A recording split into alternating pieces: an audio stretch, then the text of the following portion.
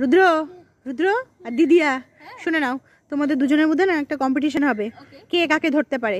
যে যাকে ধরতে পারবে সেই উইনার। হ্যাঁ ঠিক আছে, চলো স্টার্ট। চলো কে কাকে ধরতে পারে। ওদিকে না ওদিকে না ওদিকে না, এই যে গাড়ি ঘোড়া ওইদিকে, ওই যা উল্টো দিকে চলে গেল। যাও দিদিয়াও দৌড়াও, ধরো ধরো ধরো ধরো ধরো।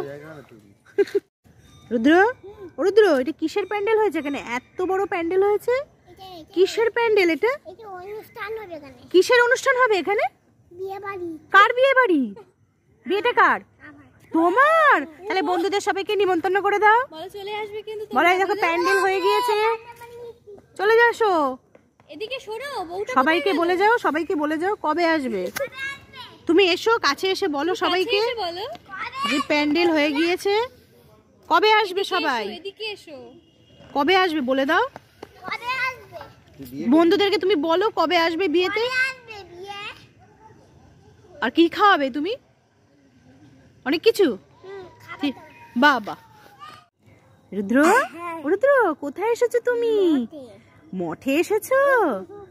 কি সুন্দর ফুল বাগান, বাবা কি সুন্দর পরিবেশটা। তোমার ভালো লাগে মঠে আসতে? ভালো লাগে তো।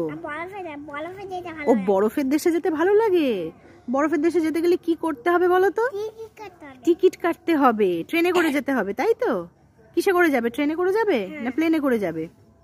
ট্রেনে করে যাবে। আর এখন ফুল বাগানটা কেমন লাগছে দেখি, তাগাও।